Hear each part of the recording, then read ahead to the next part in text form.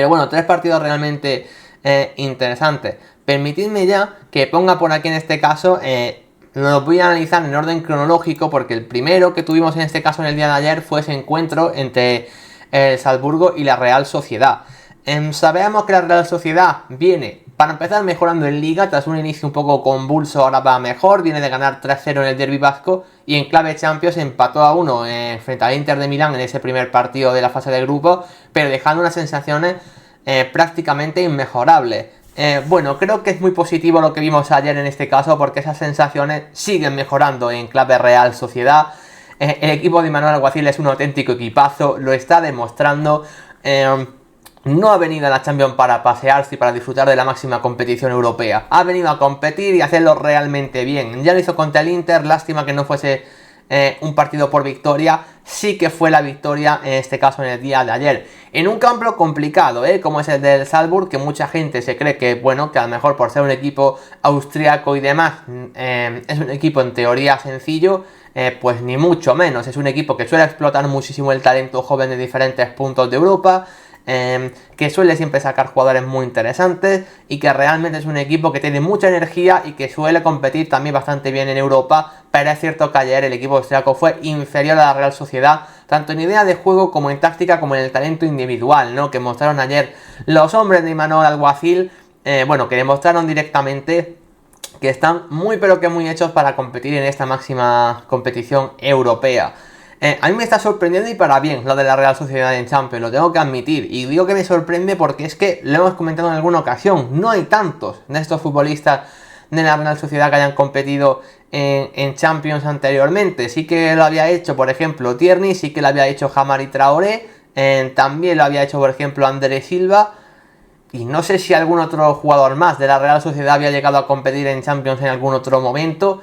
El caso es que es un equipo que, aunque juegue bien en España y demás, Europa se les estaba atragantando en temporadas anteriores. Es un equipo inexperto en ese sentido, pero lo cierto es que esa falta de experiencia, al menos de momento en Champions, no se está notando, porque el equipo de Manuel Alguacil está compitiendo realmente bien. Ayer fueron muy superiores al Salzburg, realmente, al equipo de la factoría Red Bull. Es cierto que con una primera parte mucho mejor que la segunda, porque la segunda sí que el equipo austriaco se vino más arriba. De hecho, yo creo que incluso pudieron tener alguna ocasión de acercamiento para crear incluso más peligro, pero entre la primera parte que hizo la Real Sociedad, que fue para mí de un absoluto sobresaliente, y una segunda parte donde los de Manuel Alguacil entendieron perfectamente el encuentro, entendieron la situación, entendieron que evidentemente no se puede estar con el balón y atacar durante todo el partido.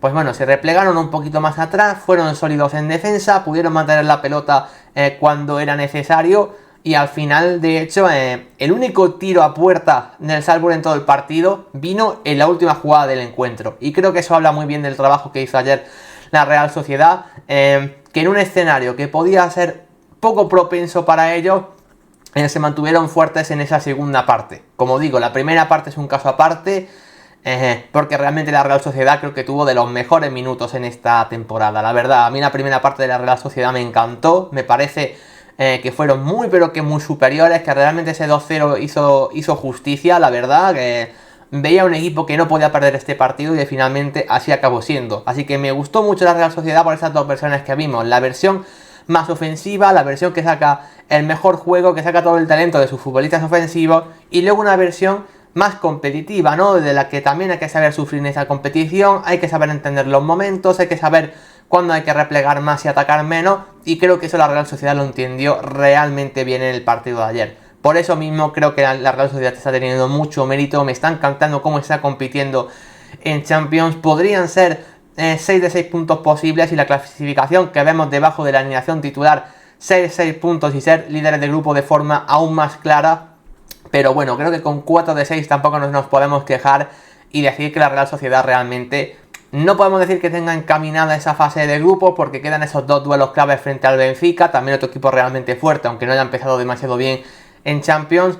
Y bueno, realmente por eso creo que la Real Sociedad no se puede relajar, tampoco creo que sea favorita para pasar. Sigo diciendo que hay que tener mucho cuidado, pero es cierto que las sensaciones ahora mismo son muy pero que muy positivas.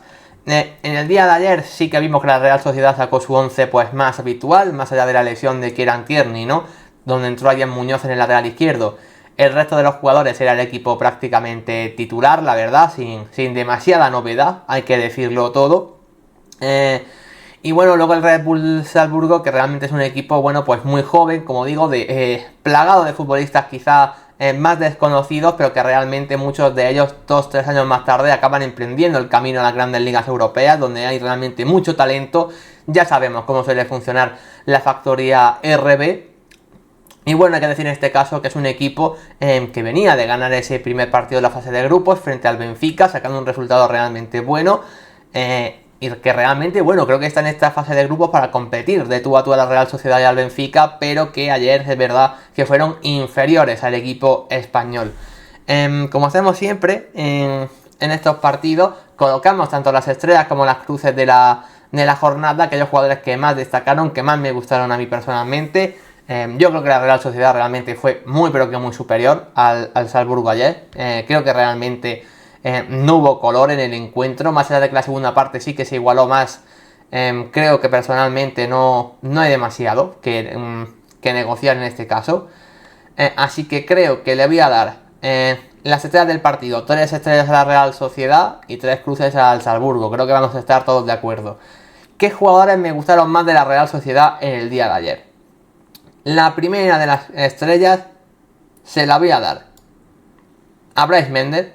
O sea, lo de Brais Méndez fue espectacular en el día de ayer. Para mí volvió a ser el mejor jugador del partido, igual que frente al Inter. De hecho, en ambas ocasiones creo que Brais Méndez ha brillado con luz propia. Vamos a ver en la convocatoria de la selección española dentro de 2 días, porque Brais creo que tiene muchas opciones de volver. Está rindiendo a un nivel absolutamente brillante. Encima hay lesiones de Pedri, de Asensio, que no son exactamente el mismo tipo de jugador que Brais, pero ya la propia falta de estos le abre puertas a otros jugadores y creo que entre ellos, honestamente, puede estar Brais Méndez. Así que bueno, para mí uno de los grandes jugadores en este inicio de Champions, no solo de la Real Sociedad, sino hablo a nivel general, es Brais Méndez. Otra de las estrellas del partido, sin ninguna duda, se la tiene que llevar Mikel Oyarzabal. Al final le he dado las 2 estrellas a jugadores que bueno, que realmente marcaron los goles del encuentro. Pero insisto, no solo fue por los goles, que también es muy importante evidentemente, sino porque realmente creo que fueron los 2 mejores jugadores de la Real Sociedad. Lo de Mikel Oyarzabal es una grandísima noticia porque está recuperando ese buen nivel que le vimos ya hace más de un año. Recordamos que desde que tuvo la lesión y desde que apareció, a Mikel Oyarzabal le estaba costando bastante. Sin embargo, ya lleva varios partidos de liga bastante positivos, marcando goles. Y en este caso, en Champions, siendo titular, volvía a marcar. Y eso creo que en clave Real Sociedad y sobre todo en clave Mikel Oyarzabal es muy pero que muy importante. Otro que tiene también bastantes opciones de volver a las puertas de la selección española después de haberse perdido las últimas convocatorias, tanto por su lesión como por su baja forma últimamente. Así que bueno, me alegro muchísimo de que el bueno de Mikel Oyarzabal, el capitán de esa Real Sociedad, vuelva a recuperar una versión realmente óptima, que por desgracia en los últimos tiempos no la estamos viendo. Pero ojo, parece que poco a poco va reconduciendo su camino en la Real Sociedad. Y la tercera estrella en este caso, que creo que hay varios candidatos, creo que estas 2 primeras sí que estaban más claras, pero la tercera yo se la quiero dar a un futbolista de la que muchas veces no se habla tanto, porque es cierto que no se habla tanto, pero que creo que tenemos que empezar a valorar el trabajo que está haciendo. Y hablo a nivel defensivo, lo de Igor Zubeldia. Igor Zubeldia lleva, no sé, unos meses de competición realmente positivos. No solo este inicio de campaña, que a mí me está pareciendo muy bueno, sino ya al final de la anterior temporada, a mí ya me pareció muy bueno de Igor Zubeldia, ganándole ese puesto totalmente ya a Ilustondo, siendo un central muy fiable. Quizá Robin Lenormand a nivel general tenga ciertas características que le hacen tener un techo más alto, pero es verdad que a nivel defensivo, a nivel de seguridad, Igor Zubeldia ha crecido una barbaridad. Un chico que empezó realmente jugando de medio centro, en la posición de Martín Zubimendi, y que al final la carrera la ha acabado llevando a jugar como central. Pero es que insisto, creo que lo está haciendo muy bien y que ya está siendo indiscutible en esa pareja de centrales junto a Robin Lenormand, una pareja que funciona realmente bien. Y un día más creo que tenemos que alabar el papel de Igor Zubeldia, porque es uno de los líderes del equipo dentro del campo y uno de esos jugadores que también explica que la Real Sociedad tenga esa solidez defensiva. Por lo tanto, la tercera estrella del partido tiene que ir para él. Insisto, creo que la Real Sociedad hizo un partido bastante completo a nivel general. Había también otras opciones, pero creo que estos tres fueron los mejores del encuentro. Las cruces se las vamos a dar a tres jugadores, en este caso del Red Bull Salzburgo. Con bastantes dudas, la verdad.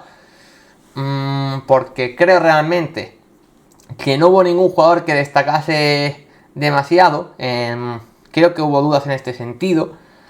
Mira que tienen una pareja de centrales que a mí me gusta, pero ayer no tuvieron su mejor encuentro precisamente. Quizá podemos señalar a alguno de ellos, la verdad. Sobre todo el caso de Umar Solet, creo que podría estar señalado. Sí, creo que se la voy a dar a Solet, perdón, en este caso. Así que ahí está, lo ponemos por ahí. Creo que se puede llevar una de las cruces del partido perfectamente. Creo que Glock se va a llevar otra, que tampoco me gustó demasiado su partido. Y la tercera... Estoy pensando que en la parte de arriba, entre Simic y Konate, creo que se la voy a dar a Konate antes que a Simic, por lo que fue el partido de ayer. Así que esas van a ser las tres cruces del partido, tres jugadores de los que me esperaba más y no me terminaron de gustar ayer. Pero bueno, creo que el Salzburg en general fue un equipo inferior. La verdad, esa es la sensación que a mí me dio. Y que creo que es bastante clara, la verdad, frente a una Real Sociedad que realmente impuso su juego, sobre todo en esa primera parte. Así que bueno, como estáis viendo en la clasificación, es obvio que la Real Sociedad tiene que ir primera de grupo, empatada a puntos con el Inter, básicamente por ese empate a 1 en el partido que los enfrentó al equipo español y al equipo italiano. El Inter ganó esta jornada, en este caso 1-0 al Benfica, luego hablaremos de forma más corta de ese partido, la verdad. Pero bueno, la verdad, buenas noticias para la Real Sociedad, donde a priori el Salzburg, que es el equipo más flojo del grupo, ha ganado en su campo, que era un partido con ciertos matices y ciertas complicaciones, ha sacado ese resultado. Importante ganar en la vuelta en casa, la verdad, cuando vuelva el equipo austriaco a jugar. Y bueno, y eso ya sacaría bastante diferencia frente al Benfica. Creo que es importante no perder esos duelos contra el Benfica, que el hecho de que el Benfica haya empezado perdiendo frente al Salzburg en la primera jornada deja bastante tocado al equipo, en este caso portugués. Y ahí creo que sí que puede tener ventaja la Real Sociedad, que con empatar esos dos duelos ante el Benfica y ganar al Salzburg en el partido de vuelta, la Real Sociedad ya tendría 9 puntos y pasaría al menos como segunda, que es el objetivo principal. Si se puede pasar como primero por delante del Inter, pues evidentemente aún mejor, pero también hay que admitir que el Inter a día de hoy es uno de los grandes equipos de Europa, esa es la gran realidad, y que la Real Sociedad busca pasar como segunda, y que ojo, estaría realmente bien.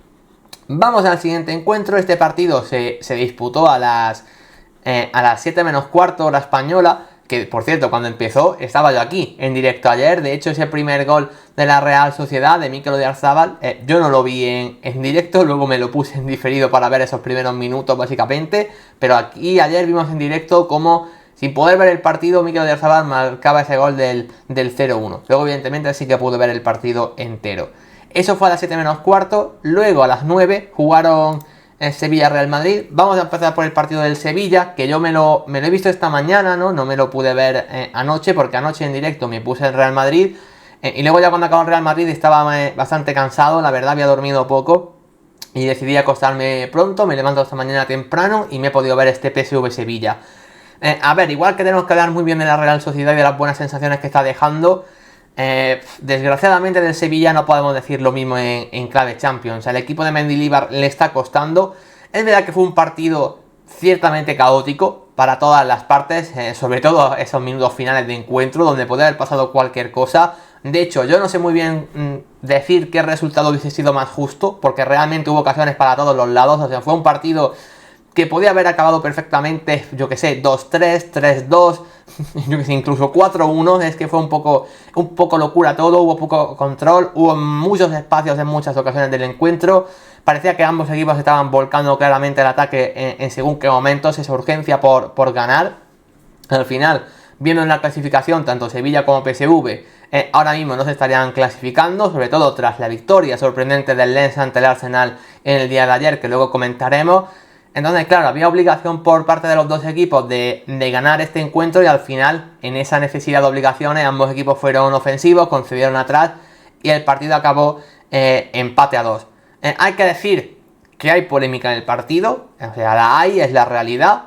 Primero con ese gol anulado a Adrià Pedrosa, ¿no? Esa mano que realmente, bueno, es bastante cuestionable. La norma dice que si la pelota da en la mano, da igual cómo sea la mano, es involuntaria, voluntaria, más extendida, menos, pegada al cuerpo. Se supone que si la mano da en el atacante y luego ese mismo jugador acaba marcando gol, ese gol se invalida. Teniendo en cuenta la norma, puede invalidarse el gol, de hecho es lo que pasa, eso es cierto. Claro, ahora la cuestión es que ese balón le dé en la mano a Adrià Pedrosa es hasta cierto punto debatible. Parece que sí, que le puede tocar un poco el meñique, pero bueno, o sea, puedo entender que la acción realmente se invalide. Me sorprende que el árbitro ni siquiera vaya a revisarla, porque la acción no se revisa, o sea, no va el árbitro a verle al VAR, simplemente desde el VAR le dicen la pelota da en la mano, anula el gol, y así fue, básicamente, eso fue lo que pasó. Pero bueno, hay que... O sea, yo entiendo que el gol se anule, pero creo que hay ciertas normas que hay que revisarlas, ¿eh? No puede ser que haya ciertas acciones donde la mano, en fin, no sea mano, aunque esté extendida según en qué circunstancia, pero luego con que roce simplemente la pelota un poco en la mano y acabe entrando el balón, ojo que la mano no es en el remate, es una recuperación de Adrià Pedrosa y el gol es 5 de segundos más tarde, o sea, no es una mano absolutamente inmediata al gol, pero según la normativa, según el reglamento, ya vale como para aplicarse como mano y anular el gol. Por eso digo que realmente creo que hay que mirarse ciertas cosas del reglamento, porque que se pueda anular ese gol del Sevilla creo que no tenga, bueno, pues que no tiene ningún tipo de sentido. Pero bueno, polémicas aparte, el reglamento ahora mismo es lo que estipula.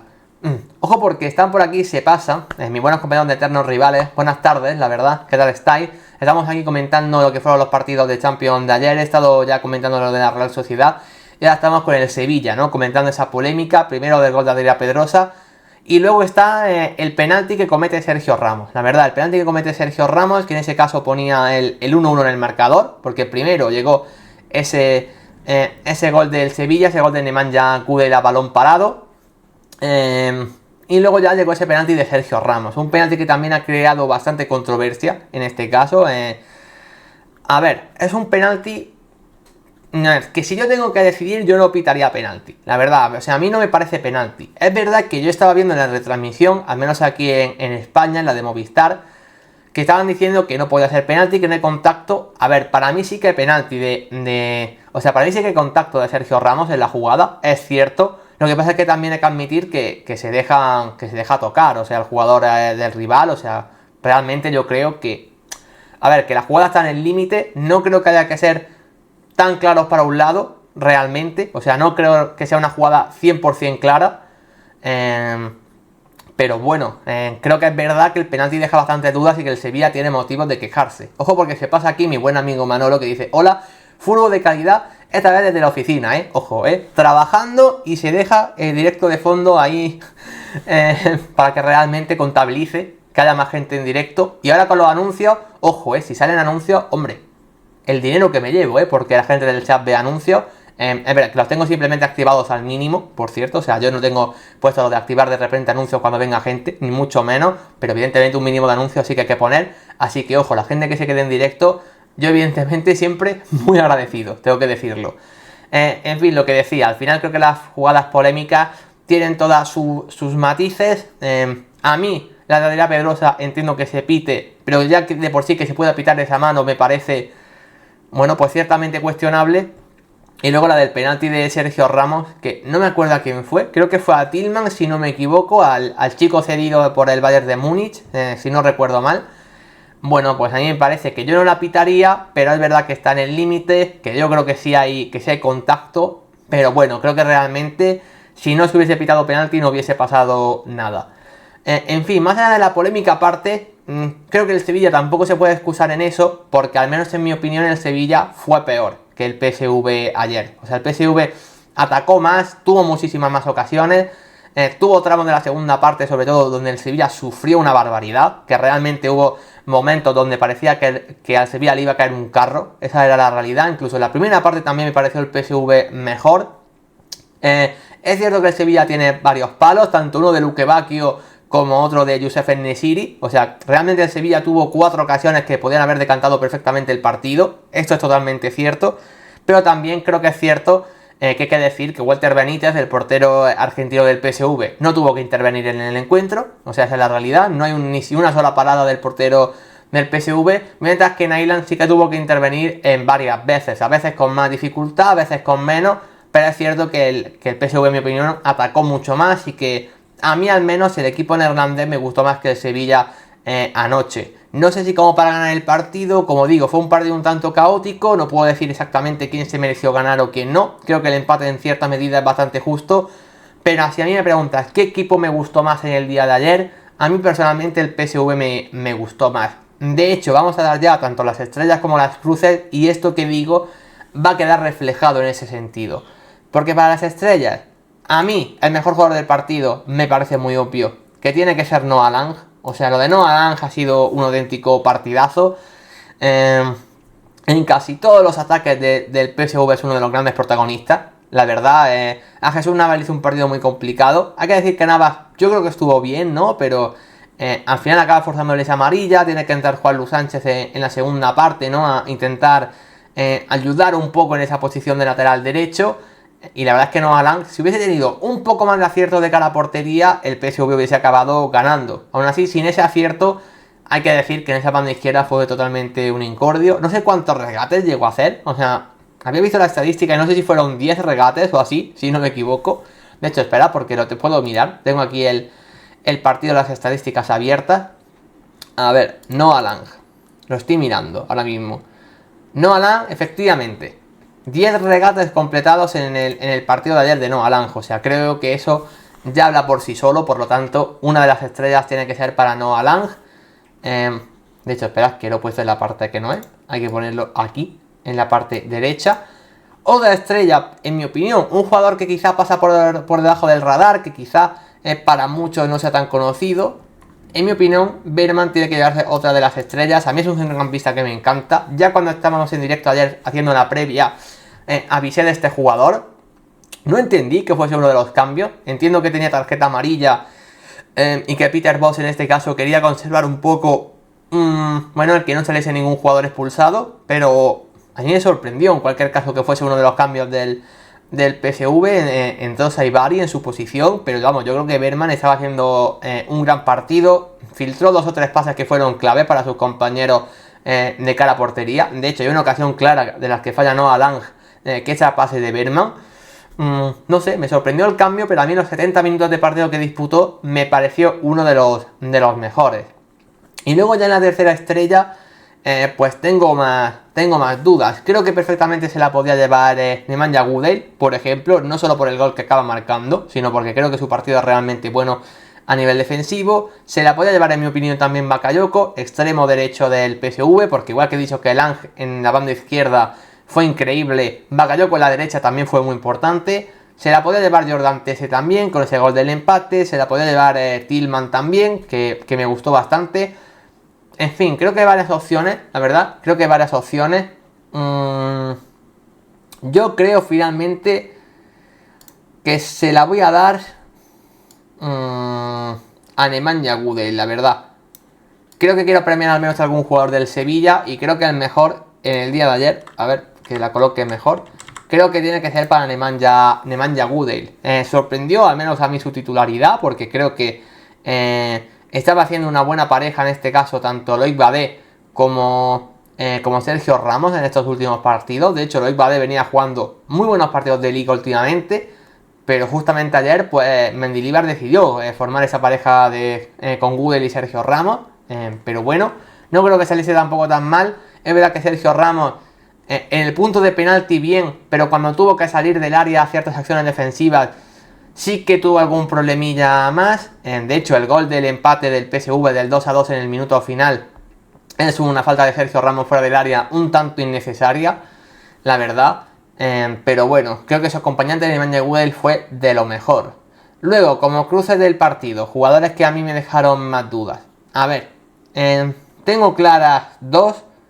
Una de ellas, en este caso, tiene que ir para Lucas Ocampos. O sea, creo que Lucas Ocampos, que sabéis que es un jugador que normalmente aquí lo elogiamos bastante, Yo creo que ayer no tuvo su partido, o sea, es una realidad. Creo que Lucas Ocampos ayer le costó. Apenas pudo ganar duelos jugando ya sea en banda derecha o en izquierda, ¿no? Realmente le taparon bastante bien, sobre todo le costó contra Tece en banda izquierda. Creo que su cambio viene tarde. Es cierto que es un jugador que siempre es competitivo, que a la Sevilla le da mucho, pero creo que ayer no estaba inspirado, esa es la realidad, así que una cruz creo que tiene que ir para él. Otra, sin ninguna duda, tiene que ir para Andrés Ramallo, sin ninguna duda. O sea, lo de Ramallo, el partido de ayer es bastante malo. La acción de Pedrosa que fue anulada es por un error suyo. El disparo que manda en Nesiri al larguero es por un error suyo de colocación. En fin, dejó muchas dudas Andrés Ramallo en el día de ayer, que creo que también tiene que ser uno de los señalados. Y tengo más dudas con el tercero, la verdad. Con el tercero tengo más dudas. Creo que podría ser perfectamente Walter Benítez. Creo que podría ser Buscagli. Por parte del Sevilla, no creo que ninguno de los que resta hiciese un mal partido realmente. Así que estoy entre Buscagli y Walter Benítez.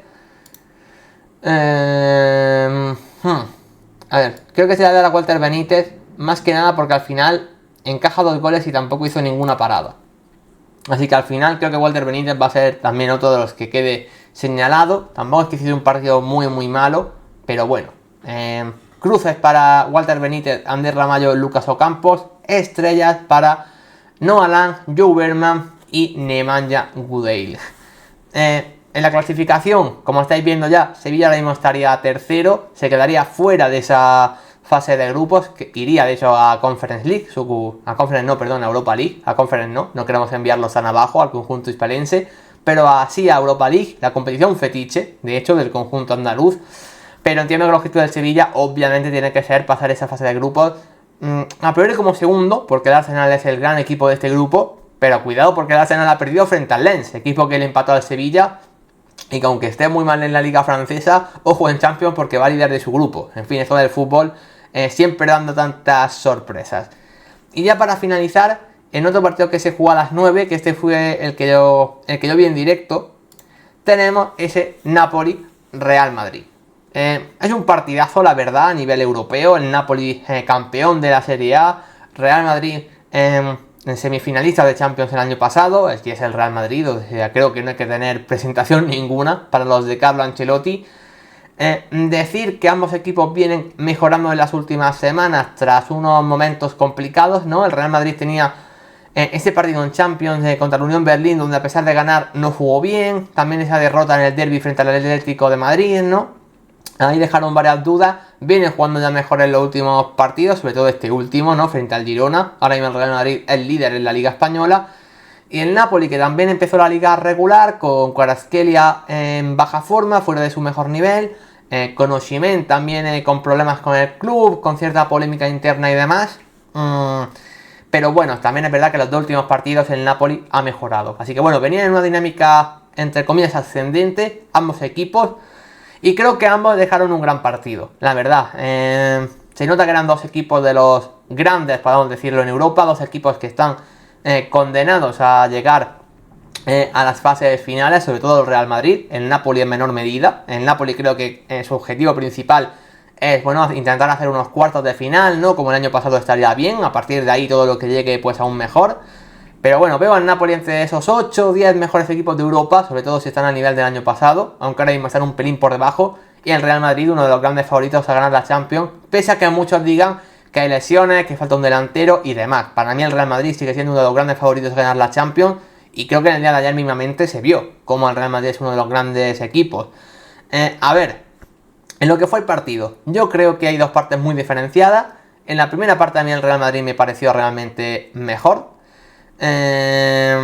Así que bueno, yo creo que realmente yo creo que puedo quedarme con que el Real Madrid sí que fue muy superior en la primera parte. Sin embargo, en la segunda sí que el Napoli fue mejor, al menos en mi opinión, yo creo que el Napoli en la segunda sí que fue mejor, y que realmente en el partido pudo pasar cualquier cosa. Ojo, porque se pasa aquí Sandy the King, primera intervención en el chat, y dice: aguante Boca, un equipo de primera, jugador 12 presente. Oye, ahí está el mensaje. Aguante Boca. Pues aguante Boca. Gracias por pasarte en el chat y por intervenir. Lo que decía, yo creo que realmente el El Napoli sí que se mereció más en esa segunda parte, a mí me gustó, sobre todo los primeros, diría que 20 minutos 25 aproximadamente del Napoli sí que sometió al Real Madrid, podemos decir incluso la palabra someter. De hecho, si tengo que quedarme con el mejor tramo de algún equipo durante el partido, fueron esos 20-25 minutos del Napoli al empezar la segunda parte. Ahora bien, en el cómputo general sí que tengo más dudas, porque viendo estadísticas del partido, por ejemplo, creo que el Napoli chuta 6 veces a puerta y el Real Madrid 5, ¿no? O por ahí, si no me equivoco. Creo que en chutes totales sí que gana el Real Madrid. En fin, creo que en general, a nivel estadístico, sí que fue un partido más igualado. Ahora, a nivel de sensaciones, a mí me daba más la sensación de que el Real Madrid era un equipo superior al equipo napolitano. Si soy sincero. O sea, creo que a mí, por ejemplo, a nivel defensivo no me gustó nada el Napoli, y menos en la primera parte. Un equipo que apretaba realmente poco, mal posicionado. Da la sensación de que es un equipo que está pensando en atacar incluso cuando no tiene la pelota. Que realmente es un equipo ofensivo, pero que cuando la pierde sufre bastante. Y creo que eso ayer se vio. Creo que realmente los centrales, que no hicieron tampoco mal partido, ni tanto Ostigar como Nathan, pero a pesar de ello, siempre que el Real Madrid recibía la espalda de Lobotka, donde ahí Bellingham se hartó de recibir balones, los centrales de ese Napoli achicaban poco, ¿no? Tenían miedo de meter la pierna en ciertas ocasiones, reculaban demasiado, y creo que el Real Madrid se aprovechó claramente de ello, sobre todo en la primera parte. Es verdad que en este caso el gol que abre el partido, ¿no? Al final acaba siendo culpa en este caso del Napoli, ¿no? En este caso Giovanni Di Lorenzo pues comete un error muy grave, luego acabaría marcando en Vinicius Junior en este caso, y luego ya después también llegaría ese golazo de Bellingham, sin ninguna duda el gran jugador del partido. Ahora lo valoraremos con las estrellas, pero lo de Bellingham fue espectacular, la verdad. Una gran actuación más del jugador inglés en el Real Madrid, jugando en esa punta del rombo. Realmente yo creo que lo de Bellingham ya pocas dudas pueden quedar, ¿no? De que su fichaje ha sido una auténtica barbaridad y de que es uno de los, quiero decir, una de las estrellas del Real Madrid, pero es que me parece la gran estrella del Real Madrid ahora mismo, con un Vinicius que esta vez sí que estuvo bien. Es verdad que llevaba 2 partidos después de la lesión, que bueno, que le costó, la verdad que a mí me dejó dudas, pero frente al Napoli sí que estuvo bastante bien. No el mejor Vinicius, ni mucho menos, pero sí que un partido mucho mejor de lo que le vimos anteriormente, mucho más eléctrico, más rápido, más veloz, con más regate, con más desparpajo incluso. Así que bueno, Vinicius recuperándose poco a poco, pero insisto, el gran nombre del partido fue Jude Bellingham, asistiendo en un caso y luego marcando su propio gol. Decir que luego cuando el Napoli metió el acelerador, yo creo que realmente fue mejor, consiguieron ese momento el 2-2. De hecho, otra vez donde tenemos polémica con un penalti en contra de un equipo español, ese penalti por mano de Nacho que acabó transformando Zielinski.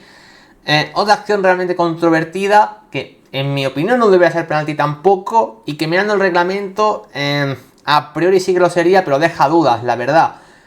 Recordamos que las manos, si vienen procedidas de un rebote, no suelen ser penalti, a no ser que esa mano esté extendida previamente en una posición antinatural y que ocupe un espacio. Bajo esta definición del reglamento, ¿no? que estaba yo mirando, sí que la mano de Nacho es punible y es penalti. O sea, bajo esa interpretación del reglamento, sí. Ahora bien, es lo que decía antes, el tema de las manos tenemos que ver cómo cuidarlo, porque igual que lo de Pedrosa me parece que es una acción en la que no se debería pitarse de mano para anularse un gol, a mí me parece que esta acción de Nacho, a mí personalmente, si a mí me preguntas, no me parece penalti. O sea, me parece una acción que realmente no tendrías que pitarse, pero es verdad que bajo el reglamento ahora mismo está estipulado que si la mano está extendida, ocupa un espacio en una posición antinatural, que podemos entender que lo de Nacho lo era, debe ser penalti, a pesar de que venga de un rebote y que la mano pues no se la pueda cortar. Pero en fin, cosas del reglamento. Y bueno, bajo eso consiguió marcar Zielinski ese gol de penalti, que en ese momento ponía el empate. Luego, a partir de ahí el Real Madrid creo que mejora, iguala un poco más la fuerza. El Napoli se viene un pelín más abajo y finalmente llegó ese gol. No sé si decir golazo, no sé si decir absoluta suerte, no sé muy bien cómo definirlo, pero bueno, ese 2-3 definitivo con ese gol de Meret en propia portería, en una jugada que realmente no un chutazo de Valverde, realmente, o sea, un disparo violentísimo del futbolista uruguayo. y el balón tras darse en el larguero rebotaba luego en la cabeza del portero italiano y se acabaría introduciendo en la portería. A ver, sí, es mala suerte de Meret, creo que esto es evidente, ¿no? El pobre Meret no tiene culpa, supongo, de ese gol, pero también hay que decir que bueno, que también lo hace bien Valverde, ¿no? Con ese gran disparo, chutando tan fuerte, que dé lugar a que pasara luego ese rebote. Así que, en fin, mérito de Valverde, aunque suerte también para el Real Madrid y mala suerte para el Napoli en ese caso, que encajó el 2-3 y así finalmente acabaría cerrándose el partido. Insisto, yo creo que fue un partido más o menos igualado, que en el cómputo global a mí me cuesta decir quién fue mejor, pero sí que al final creo, o al menos es la sensación que a mí me dio viendo el partido, que el Real Madrid es mejor equipo, ¿no? Al menos a nivel general, a mí el Real Madrid me gustó un poco más y creo que esa victoria, pues bueno, no sé si merecida, pero a mí me parece que el Real Madrid sí que fue algo superior al Napoli en el día de ayer.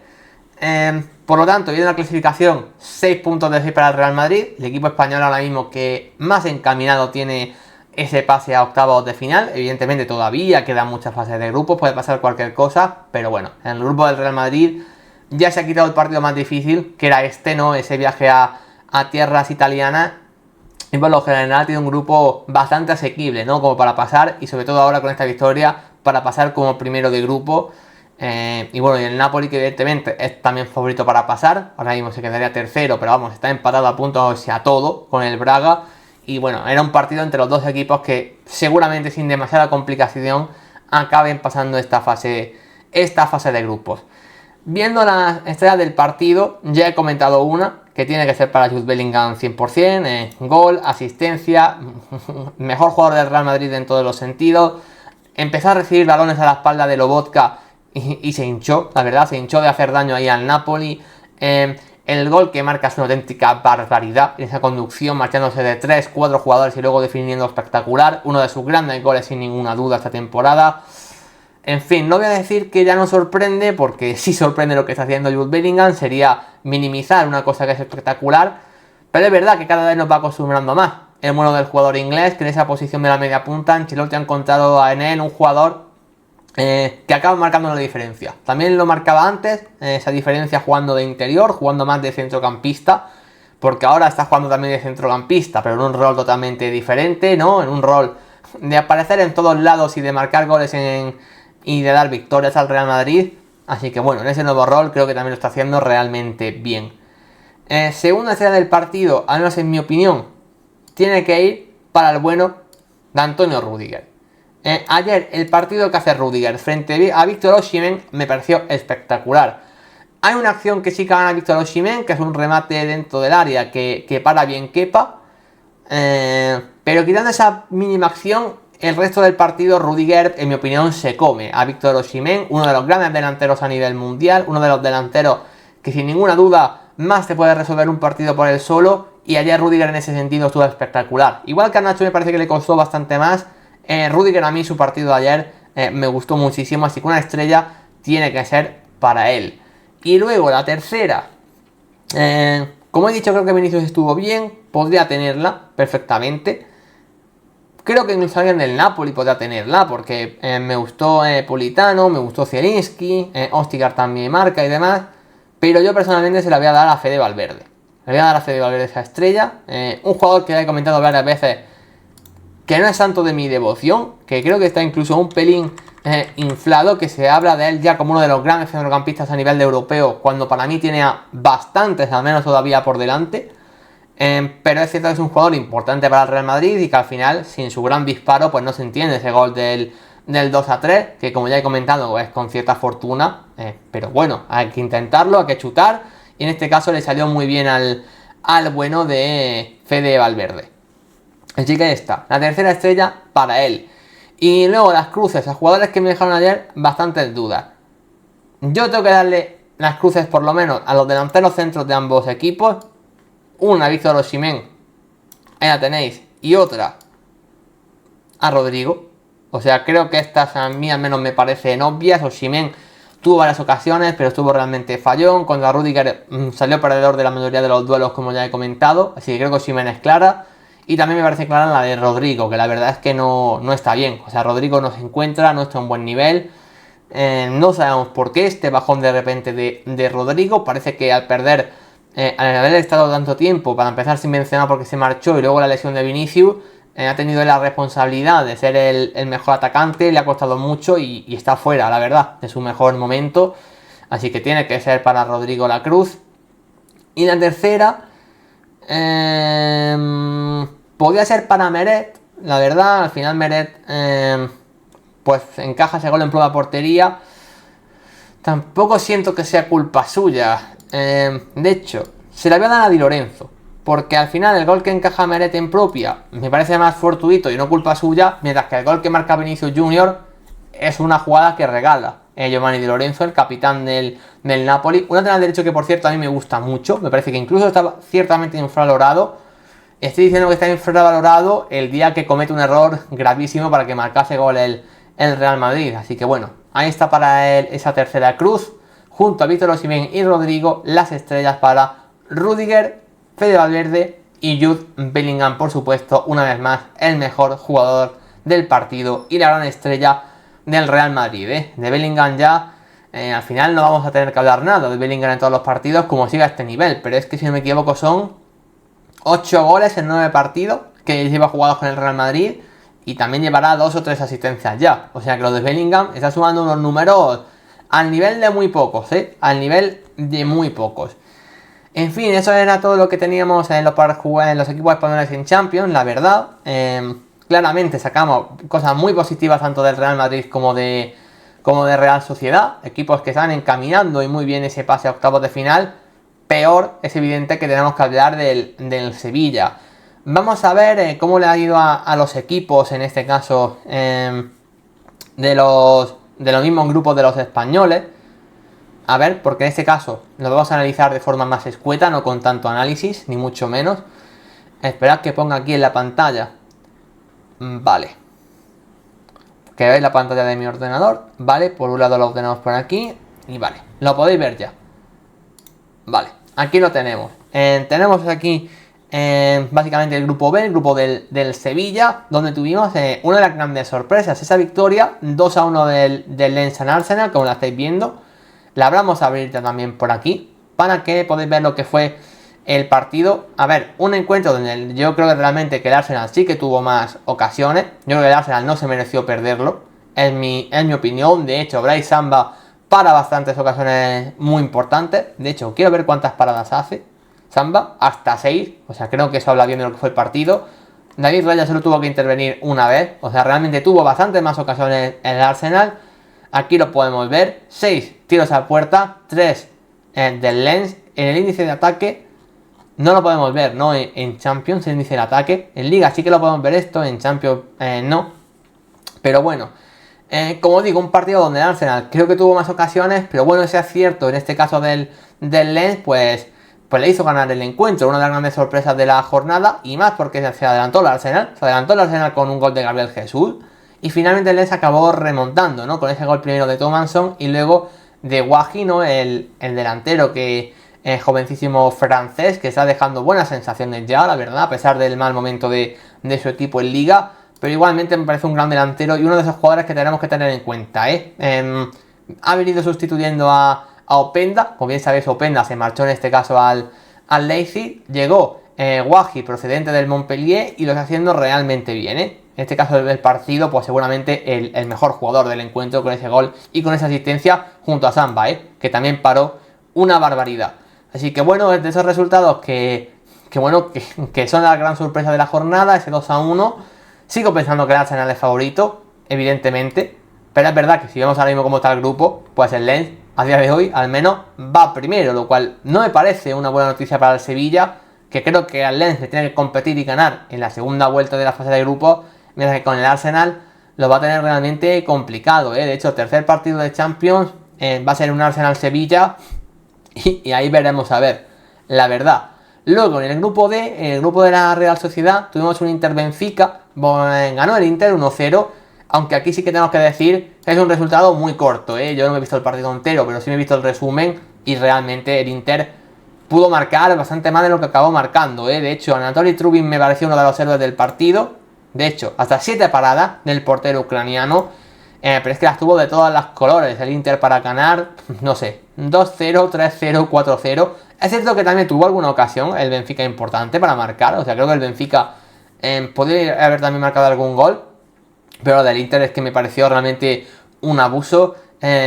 Nicolás también, que tuvo un partido bastante curioso, cometiendo ciertos errores y luego salvándolos él mismo, la verdad. Un partido interesante de Otamendi. De hecho, lo bueno está reflejado en la estadística. Error que lleva disparo y luego en esa misma jugada, despeje salvada en la línea de gol. O sea, Otamendi brutal en ese sentido. En el Inter, me gustó mucho lo que viste en el resumen, tanto de Varela como de Mkhitaryan, la verdad. Y Calhanoglu, sabemos que es un jugador que a mí también me encanta. A mí en el campo del Inter me parece brutal, la verdad. Y eso que han perdido a Brozovic. Decir también que Marcus Thuram, que fue el autor del gol, ¿no? Del único gol del encuentro, está haciendo un inicio de temporada espectacular y mucha gente dudaba de él. Y yo creo que ha habido incluso dudas y críticas excesivas con su fichaje, pero a mí me pareció un gran complemento para Lautaro.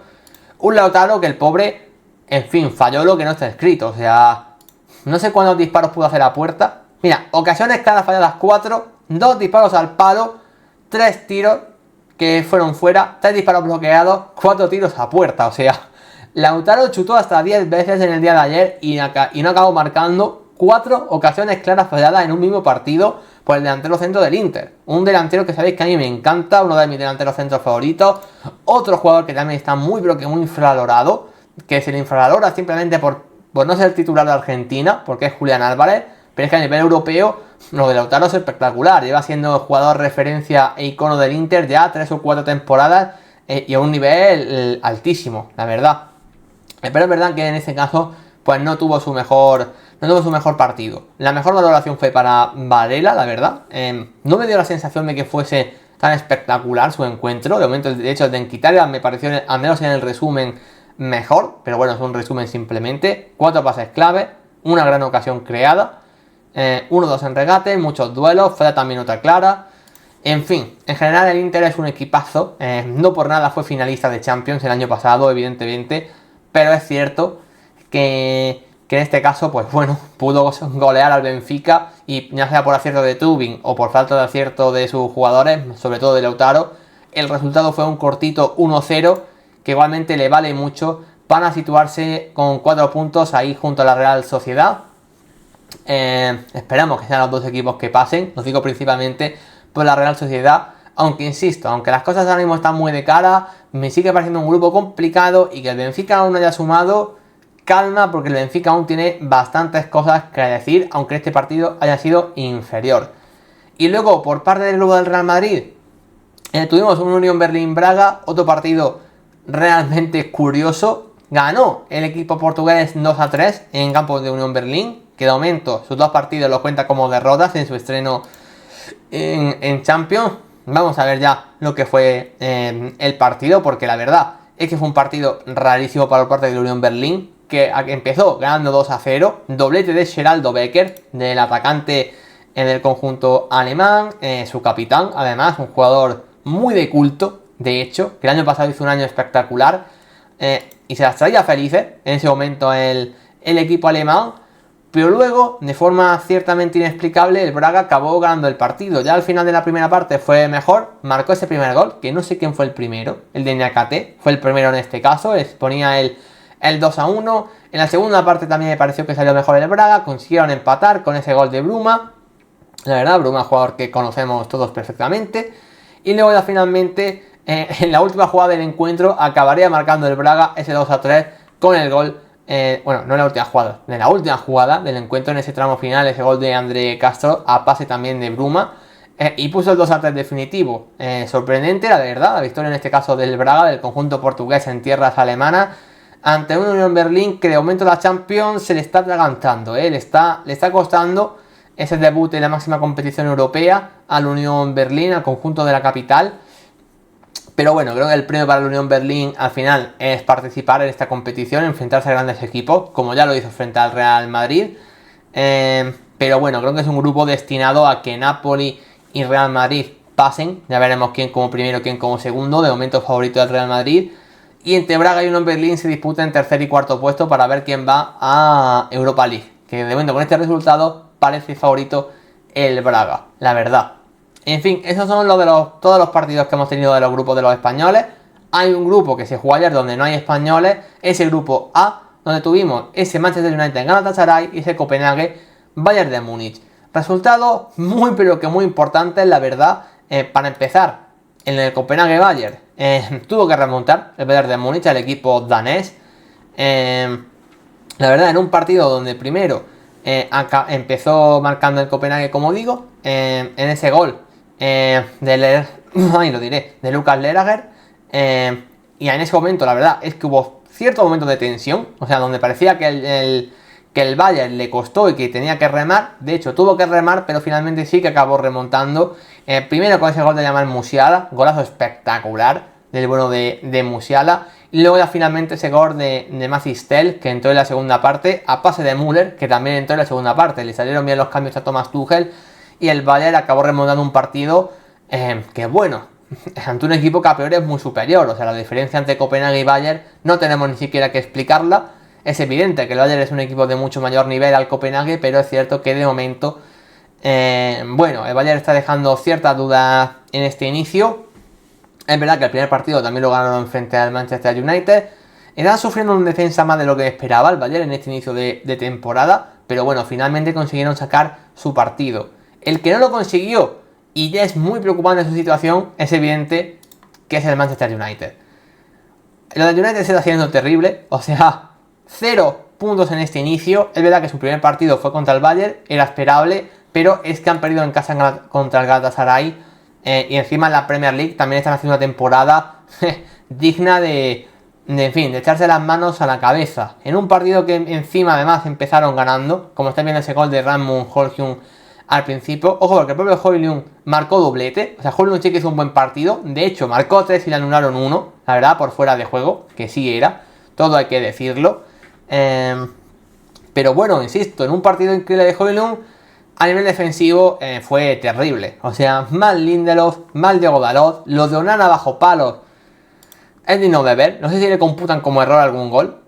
No, error que lleva disparo. En fin, cometió errores que aunque, bueno, quizá no errores tan claros, pero sí que errores de un portero que puede hacer mucho más, ¿no? De portero que se expone demasiado y que transmite poca seguridad, como toda la defensa, básicamente del Manchester United. Lateral izquierdo, Sofiane Amrabat, ante las tantas lesiones que está viendo.